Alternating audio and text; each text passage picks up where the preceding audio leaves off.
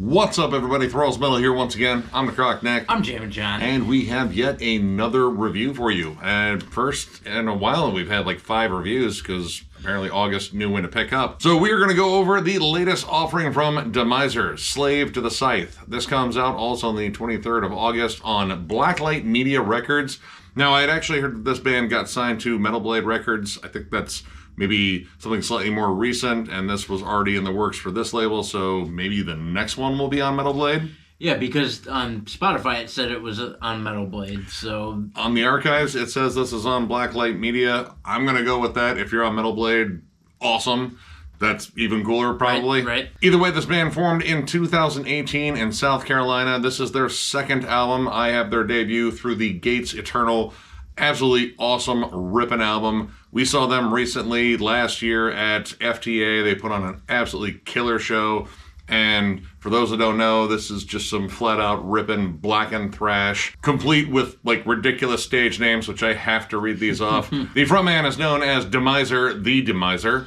We have Infestor on drums, Defiler on bass, and on guitars, and I think the guitars may have got the best names on here, we have Grave Pisser and Phallomancer. The only thing that I can guess that Phallomancer means, it's kind of code for Dick Wizard or something like that. I mean, that would be what I would take from it. Yeah, I mean, I guess that's like a title you get if you star in like a Lord of the Rings fantasy adult film or something like that. Pretty much everything this band embodies in their stage show, they do well to put out into music. There's no getting past the fact that they're having a ton of fun. These songs, for the most part, are moving at 100 miles an hour, and they're extremely riffy, and you have no choice but to bang your head. Opens up with the first track, Feast, and it starts with a snare march and a drum solo. And then the thrashiest, most machine gun riff you've ever heard. And that goes on pretty much throughout the record. That is pretty fair. This is fast-paced, lots of D beats. You get pockets of blast beats. And in terms of like the mix between black metal and thrash metal, I would say that this leans a little bit more on thrash metal. Yes. It's kind of got the riffy, kind of sleazy, I'm gonna like wreck all the furniture in your house sort of vibe. It does get a little bit more evil at times, but for the most part, this album feels like it is out to rage. Very similar to bands like Wraith, Toxic Holocaust, Aura Noir, Goat Whore, maybe even a little bit of Hell Ripper too. Lots of like squealy leads and just fun machine gun riffs everywhere. Occasionally they'll break into like some more punky stuff, or they'll lean a little bit more on the blackened influences, but for the most part, this album is about delivering riffs and energy and just a fiercely old school feel across the board. Now, I like when they get into their punkier gear because they seem to come up with like just some of the most fun songs, like Carbureted Speed, which starts off with someone not being able to kick over whatever vehicle, and then an ultra loud fuck, which I totally felt. I've been there before. Yep. And then it kind of goes into like, I mean, honestly, kind of like midnight-ish territory. Like, the riffs are a little bit punky, a little bit heavy metal-ish. A little bit classic. Like, it sounds like it was like a late 80s to early 90s thrash riff. It's the kind of song that beckons a mosh pit full of just drunken thrash fans to circle around and maybe vomit and throw beer cans at one another.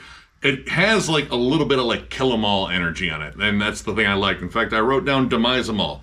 It kind of works. And it makes sense, totally, that you would start a drunken mosh pit for them to play Full Terror Assault. Bar none, the drunkest crowd I've ever seen in my life, so it only makes sense. And Hell is Full of Fire is another one that has just some great punky riffs in that, especially the chorus. The chorus on that is just catchy as hell. Probably one of the most melodic riffs on the entire album, and it's like such a good anchor for the song. Like it, you know, starts off again like very sleazy, lots of D beats, but the chorus just hits with these big, dare I say, like soaring melodies, but that's like straight up harmonized, like punky, down-picked riffs. Yep. Just a lot of sleazy fun. And then you have the flat-out thrashy bangers, the title track and Total Demise, which are just off to the races. There's no holding these guys back. I'm pretty sure this band doesn't know slow.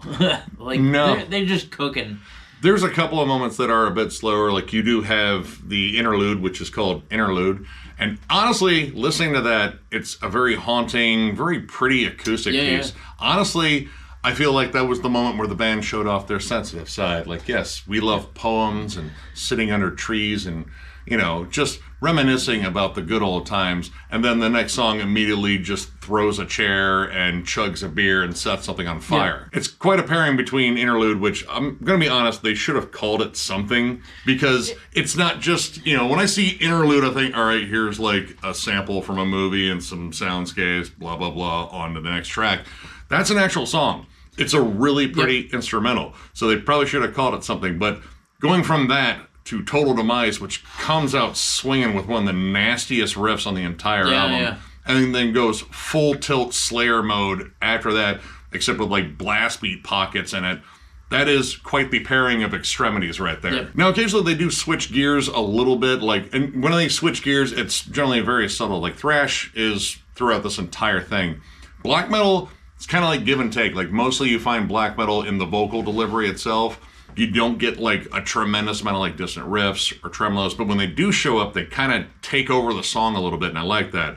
Songs like Phalomancer, the Phalomancer, that's awesome that they gave the guitarist his own song there. It is decidedly a little bit more on the blackened side. You hear more tremolo riffs come in. Towards the end of the song, there's this really cool melodic groovy part, but it's like a cold, icy melody with a distant hook on it. And then towards the end of the album, with songs like Infernal Bust, which I think that's pretty much what happens anytime you finish one of those Naughty Nun movies. John knows what I'm talking about. You know what I'm talking about. Shame on you and me and him. Those nuns are hot. Anyway, that song, notably more blackened. It actually has a more galloped rhythm to it. A lot of these songs are fast, like D beats, blast beats. You get groovy pockets every now and then, but the main speed is fast. This song kind of takes fast in a different approach. Like it's more of a gallop overall, and it has like some more straightforward like black metal riffs to it. Out of all the songs on this album, that's probably the one that reminded me the most of R Noir, like just pure and simple. It just kind of sounds like those are blasphemer riffs. I think a lot of these songs too remind me of Revocation. Definitely not flashy like Dave Davidson is, but in just the riffing itself, like the syncopation that's in most of these riffs just harkens a lot to something I think Revocation would do. And the syncopation also comes from the drum work. That guy is not only flying, but with that speed, he peppers in a lot of groove and a lot of like double kick use, a lot of tempo changes, even though they're really fast. The rhythm section plays really well together. Overall, like the whole album, I feel is a very meat potatoes release. And that is definitely not a dig, because when meat and potatoes is done well, I'm always for it. And this style alone, like there's a lot of bands that sound like this. And yeah, to a degree, they do kind of all run together, but it's a style that I particularly like because there's just something energetic and fun about it. Like, this is not trying to impress you with like all the technical everything or trying to sound like the most evil or the most brutal. These riffs are designed to stick in your head and be catchy, and the songs are designed to get people moving and throwing up the horns or throwing up whatever they ate or drank. This is a party band, and they succeed at that really well. But I also like the fact that the closing song in here, In Nomine Baphomet, is one that just kind of showcases a lot more songwriting dynamics overall. Like, honestly, it's kind of everything on this album. Yep. But like a little bit more too. Yes, I would definitely say that it is a culmination of everything they have to offer, plus a little bit more. First of all, it's 8 minutes and 2 seconds. It starts off very evil and very sinister, and while it eventually picks up speed, it's blackened in the start. You get some D-beat blasts. It's just kind of all over the map. In fact, around the 5-minute mark, it gets really, really groovy, and that's where it sits for about a minute. Yeah. They leave this song a lot of room to breathe in spite of the fact that they're going really fast. So that was kind of cool. There's a lot of cool transitions in it. Like there's a really nasty thrashy break in the middle of the song that just instantly ramps up the energy. Like, again, like, old school thrash energy, lots of like Exodus and Slayer and stuff like that. But also great melodic hooks. And a lot of their melodic hooks are very like classic heavy metal. It actually fades out on this like really cool melody, like this lead melody on top. And there's like a lot of cool harmonies on here. That heavy metal flair also shows up at the end of the title track too. Like there's this broken down riff, but on top of that are these like kind of soaring like classic heavy metal, like Iron Maiden, Angel Witch sort of lead harmonies on top of that. And again, like all this is showcased on this last track, but man, they kind of just, show you that there's a little bit more seasoning to the whole meat and potatoes thing. And I like the fact that they close with this big epic, because A lot of the songs, I will say, are very similar. Just in terms of just having that same kind of energy, and the way this is paced, it is all about maintaining that. Maybe minus the interlude, that's your little breather to take in nature and, all the smells and sounds. And by the time the next track, kicks in, the smells and sounds have definitely changed. It smells like vomit and it sounds like thrash. But I do think that some of these songs, they kind of repeat some tropes that, I don't know, they got a little bit old. They weren't necessarily bad, but I kind of heard this same dynamic repeated a lot, and that was slow start, kind of lead in a riff, and then instantly kick it into third gear, take off, and kind of leave that riff behind, or at least leave it behind for a good chunk of the song. Yeah, songs again like the title track, Total Demise, Hell is Full of Fire, like those start out notably slower, and you're like, all right, maybe they're going to slow down a little bit, maybe they're going to lay into some groove, because they definitely know how to do it. There are quite a few times in this album, actually in those songs as well, where there's a breakdown, so I know this band knows how to groove. But yeah, they start off nice and slow, and you're like, all right, maybe I'll get a break, and it doesn't really stick around long. Although they do revisit the riff, it's not at the same speed. Like, they start slow, and then we're gone. And then, that's cool because they do it very well. But at the same time, with as much potential as this band has to be really dynamic, they don't touch it much. I will say that there's probably a little bit more variety on this one than there is on the debut. Like, the debut, it's machine gun fire throughout the entire thing, and I love it for that. That is a nonstop barrage of high-speed energy and riffs. I remember listening to that album not long after I got it, and then sitting back and watching a whole bunch of carnage counts and shit on YouTube. Yeah. Like, just people dying in terrible movies I would never bother watching, like, the entire movie for. Like, Anaconda 4, More Snakes, or whatever the fuck they called it. How the fuck did that turn into a franchise, dude? The first one wasn't even that good. I don't know. Who knows? I don't know, man. It was kind of late to really ride that Jaws ripoff train. Anyway, overall, though, I really enjoyed this. Like, this is just a pure fun album. I'm a sucker for riffs. I'm a sucker for blackened thrash. Like, blackened thrash is, like, that's two of my favorite things blended together right there. Like, that's a particular fusion that I am always down for. And this one checked off pretty much all the boxes. So overall, I'm going to give this 4 stars. This was thoroughly enjoyable. It was fun. It was high-paced. Yes, this is very familiar territory. I've definitely heard stuff like this before from bands that we've even gone over this year, we've even seen this year, but it's always fun. If it's done with conviction and a love for the style, you can definitely tell, and this band does it well. It's tight, it's just riffy excellence. I dig that. Give me riffs all day, give me sleaze all day. This band brought me both. If you were a big fan of, again, like, a litany of bands that sound like this, like namely Wraith, Toxic Holocaust, R Noir, Goat Horror, Hell Ripper. I listed all those off earlier. I'm sticking with it. Those bands definitely sound like this band. Throw in Midnight 2 for good measure too. Just check this out. This is just a pure fun release. I, again, 100% agree. It's 4 stars for me as well. This band is an absolute blast to listen to.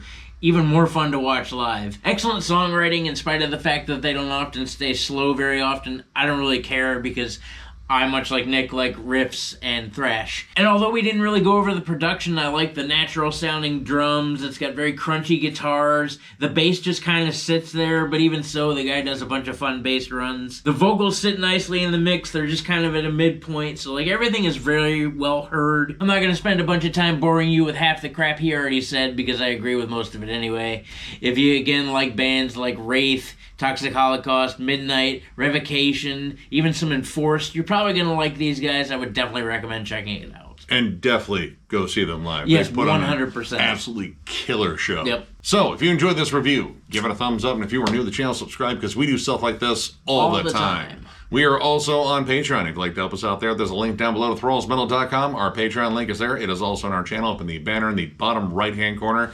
But if you're looking for Thralls Metal stuff, you have to go to thrallsmetal.com. We have t-shirts, both old and new. The old ones are discounted, provided we have your size. And we even have hats, too. So if you're looking for any of that stuff, click the link down below. As always, a lot of stuff going on at Thralls Metal, album reviews, discography rankings. You guys have already picked out 2 bands now for the rankings. We got Motley Crue coming, and then at the gates, we're gonna get through Miller's death metal picks. I see some things that are in front. I'm excited to really rank whatever he has in store. I have no idea what Shredlord has, to be honest. I do. Okay. Collection updates, because Nick can't stop collecting CDs. Is it metal? Is it not metal? States of metal. A myriad of discussion topics and panels that we've had recently. We've had a bunch of luck with those lately, so you'll probably catch us more on live streams as well.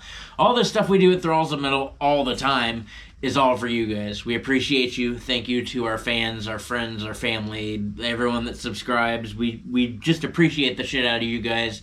We couldn't do this without you. Thank you for making Thralls of Metal as big as it is, which is still a shock, but we appreciate you. Grossly irresponsible, too. You are ruining the internet by making us more popular. Yeah, no shit. What the hell is wrong with you? Ah. No, seriously, thank you guys from the bottom of our hearts. It's amazing doing this. And again, tons of stuff coming your way. So one more big thank you because you guys are absolutely awesome. And we will catch you later.